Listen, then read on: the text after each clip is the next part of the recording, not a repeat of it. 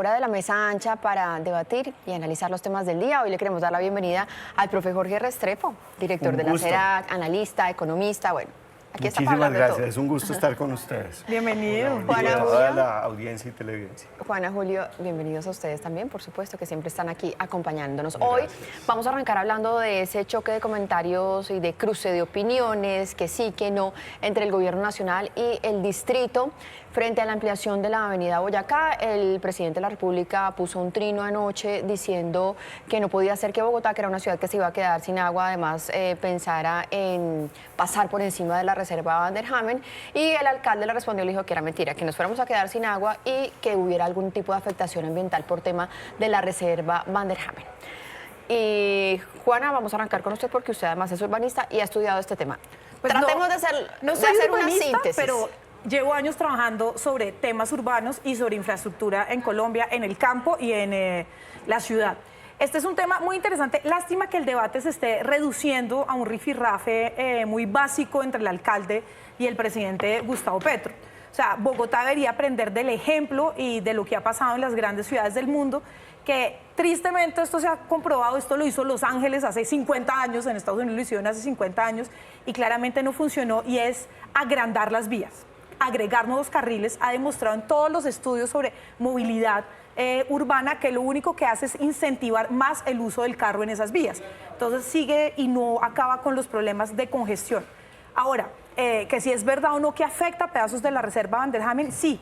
Sí, y esto ha sido unos estudios que además han realizado ambientalistas que llevan años defendiendo, y además afectaría, no es que acabe con un pedazo de la reserva. La gran discusión es sobre el equilibrio y el corredor ecológico de Bogotá. Uno no lo ve y es difícil entenderlo a veces, pero la estructura ecológica de la ciudad se conecta desde los cerros orientales hasta abajo. Entonces, cuando se rompe esa estructura, puede haber un impacto en los acuíferos, por ejemplo, que hay en la reserva, que es algo que la CAR ha dicho, que en un momento de sequía, que es muy probable, como dicen todos los climatólogos, que vamos a vivir sequías más intensas, los problemas del agua no los estamos tal vez viendo hoy tan graves, pero en el 2025, 2026, 2027, entonces es algo también de prevención, y creo que en este momento el debate se debe dar es con estas discusiones más técnicas y no políticas. El problema, si puedo intervenir en este momento, es que Bogotá necesita más vías. No es que necesita vías, no es que necesite más vías. Bogotá no tiene vías, en particular el occidente de la Sabana no tiene vías. Es una zona que está completamente embotellada, pero además Bogotá necesita más viviendas. Y esas viviendas se deben construir en la ciudad. De lo contrario, todas las personas jóvenes no van a poder tener acceso a una vivienda que ya les cuesta muchísimo pagar. Y vamos a seguir expulsando población fuera de la ciudad, de manera que se necesitan esas vías. Por otro lado, a mí me parece terrible que el gobierno nacional le guste la descentralización y la autonomía territorial cuando es para gastar más, con la reforma que ayer pasó en el Senado en las regalías, pero no le gusta cuando tienen que tomar los organismos autónomos, como la Corporación Autónoma Regional, las decisiones sobre las ciudades donde viven los colombianos. Yo voy a decir una cosita, yo creo que no más vías, sino más modos de transporte masivos para la gente y para la carga. Julio. Yo creo que todas las obras de infraestructura tienen impacto ambiental. O sea, si no vamos a hacer las obras de infraestructura que tengan algún impacto ambiental, pues no vamos a hacer ninguna obra de infraestructura. Y a mí lo que me preocupa, escuchando ahora a la ministra, por ejemplo, es que ya no el alarmismo, sino el catastrofismo climático, que es esa idea de se va a acabar el agua en Bogotá en marzo y vamos a tener que evacuar con militares la ciudad, o esa idea de en 10 o 15 años la humanidad se puede extinguir, que no están basadas sobre ninguna evidencia científica, ni eso hay estudios que digan nada de eso. Entonces ahora la ministra nos dice, en tiempos de cambio climático no podemos hacer la ampliación de la avenida Boyacá. ¿Cuáles son los estudios que dicen cuál es el efecto en el cambio climático de ampliar la avenida Boyacá? Porque uno podría decir también, no, más efectos sobre el cambio climático tiene estar atascados 3 horas en la autopista norte, más emisiones de CO2. Y si logramos desatascar y hacer un recorrido más amigable para la gente, pues vamos a tener menos impacto en el cambio climático. Entonces el fanatismo climático tiene ese problema, ¿no? Que se comienza a ver todo en blanco y negro, y es más complejo que eso. Hay que ir a la evidencia. Y lo otro, pues a los bogotanos les dijeron, oiga, vayan, compre casas o apartamentos en Lagos de Torca con una promesa, y es que va a tener unas vías de acceso decentes, no solamente la autopista norte que está colapsada. No, esto también hace parte de la seguridad inversionista. ¿Cómo le vamos a decir a los bogotanos, en un momento de crisis del sector de la construcción, que les hicieron una promesa de comprar un apartamento en una zona en donde van a vivir embotellados? Profe, ¿usted voy a decir algo más? Sí, yo creo que uno de los elementos más importantes es pensar en el bienestar de los ciudadanos de Bogotá. Eso es lo que nos debe mover. Y a mí me preocupa muchísimo que como está actuando el gobierno nacional, porque esto además fue una actuación del gobierno, fue una demanda del gobierno ante el Consejo de Estado, es en últimas tratar de judicializar el crecimiento económico.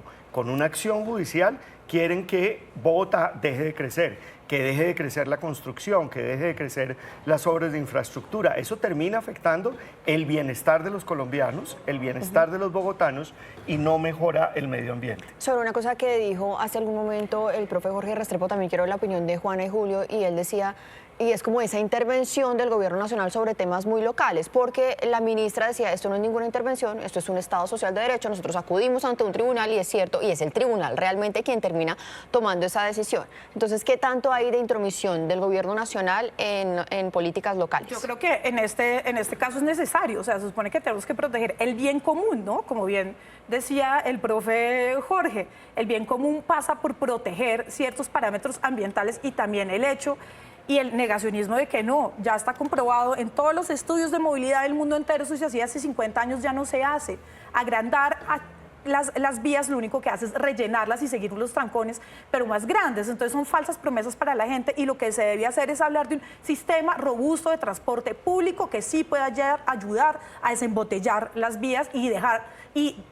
Además, que es algo que ha insistido el alcalde Galán, que insistió la alcaldesa Claudia López, dejar el uso del carro. Esto solamente incentivaría a que haya mayor uso del carro. A propósito, más contaminación, más uso. A propósito que la avenida Boyacá también es para bicicletas, y hay que tener en cuenta que este proyecto es un proyecto que tiene unas ciclovías muy importantes.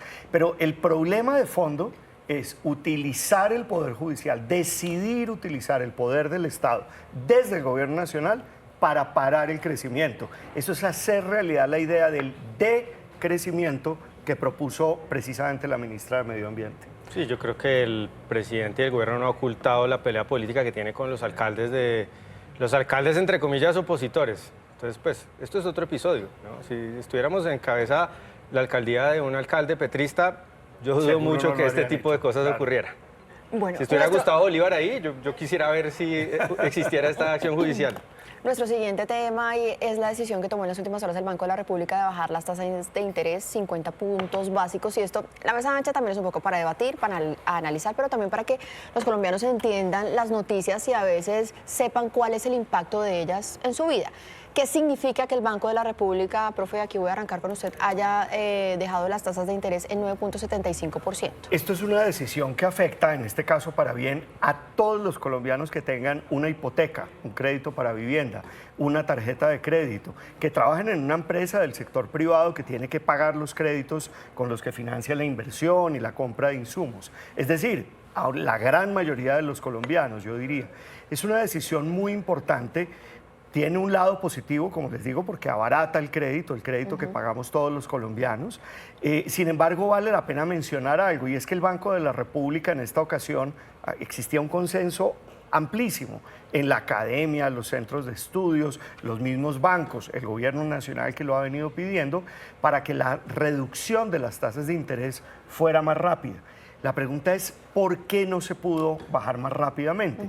La primera razón tiene que ver, digamos, son cosas internacionales, que el precio del petróleo ha estado con una gran volatilidad, subiendo, bajando, y eso ha devaluado en gran parte el peso colombiano.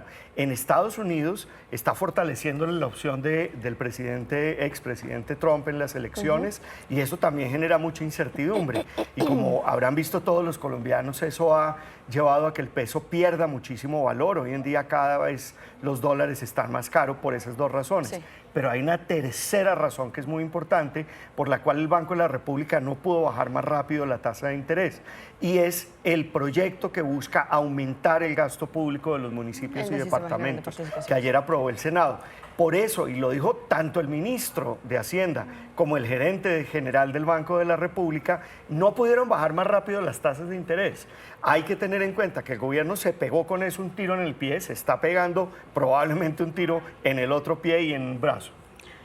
Julio. No, muy buena noticia, y además sobre todo en el sector inmobiliario, que está en una crisis tremenda, porque comprar en este momento se había vuelto imposible justamente por las tasas de interés. O por las que no dejan construir en el resto de la ciudad. Pero sabe que en el centro están construyendo mucho, lo invito a pasearse por el centro, que está buenísimo para comprar, y se puede movilizar mucho más a pie o coger Transmilenio y no tener que durar 2 horas en un carro. Pero entonces es una buena noticia en ese sector, que es uno de los sectores que además ha estado más impactado los últimos años y que no ha podido despegar. Esperemos que ese empujón sea positivo para el sector de la construcción y vivienda. Julio. Le agrego al profesor que no solamente menciona el asunto de las transferencias, sino también el problema del bajo recaudo. Así es. Entonces, todo el desbalance fiscal. Y me corregirá el profesor, pero es lo que llaman los economistas la dominancia fiscal, que el Banco de la República comienza a tomar decisiones porque están descuadradas las cuentas del Estado colombiano. Y esto es muy paradójico porque desde hace mucho tiempo el gobierno se viene quejando casi de un saboteo por parte de la Junta Directiva del Banco de la República, que no quiere que la economía crezca, que las tasas están muy altas, que hay que bajarlas más, y ahora el Banco de la República dice, oiga, pero mientras ustedes no cuadren sus números, pues no podemos bajar más las tasas. Entonces es una situación ahí bien paradójica. ¿Se podía alcanzar a bajar los 75 puntos, como pedían incluso algunos? Casi, ¿no? Quedó 4-3. Muchos lo pedíamos. El problema es que si se baja muy rápido la tasa de interés en este momento, o pueden haber dos problemas. El primero es que se puede aumentar el precio del dólar, es decir, el peso se sigue debilitando incluso más rápido. Ya estamos por encima de los 4.400 en este momento, y el Banco de la República en este caso tuvo que ser prudente. El segundo problema es que después le toca devolverse. Otros bancos de la región, como en Brasil y en Chile, en Brasil en particular, se aceleraron en la baja de tasas al comienzo del gobierno Lula, de este tercer gobierno del presidente Lula, y lo que terminó haciendo el Banco Central en Brasil fue tener que subir después la tasa de interés. Entonces es conveniente que el banco sea prudente, y en este caso pues tenía esas 3 razones para ser prudente. No es una varita mágica tampoco, hay que decirlo. No es mecánico, claro. O sea, no es que si fuera tan fácil, bajamos la tasa de interés y ya vamos a tener una economía creciendo saludablemente. Tampoco. Por ejemplo, en el sector de la construcción han bajado las tasas durante los últimos meses, y el mes de septiembre fue uno de los peores en términos de ventas de vivienda de los últimos años. Por lo tanto, no es un asunto tan... Y no es a gritos, digamos, no es a gritos. El Ministerio de Hacienda y el presidente tienen que dejar de gritarle a través de Twitter, en particular el presidente al Banco de la República. Lo que tienen que hacer es lo que les corresponde para bajar las tasas de interés, como bien decía Julio. Es decir, conseguir más plata con impuestos bien recaudados. Y para cerrar este día de mesa ancha, vamos a hablar de la COP16. Vamos a hacer un comentario final. ¿Cuál es el balance que hacen ustedes de estos 11 días en donde se reunieron delegaciones internacionales, en donde creemos que Cali dio la altura, fue un gran anfitrión? ¿Y cuál es el balance en general? Los caleños de mi generación hemos vivido con el mito de los Panamericanos del 72, como ese mito fundacional de la ciudad, de cuando Cali era una ciudad cívica pujante. Ojalá que la COP16, esa es la esperanza que tenemos, relance a Cali como una ciudad de primer nivel en Colombia y en la región. Pero ¿sabe qué? Yo creo que sí, o sea, esto fue una vitrina espectacular.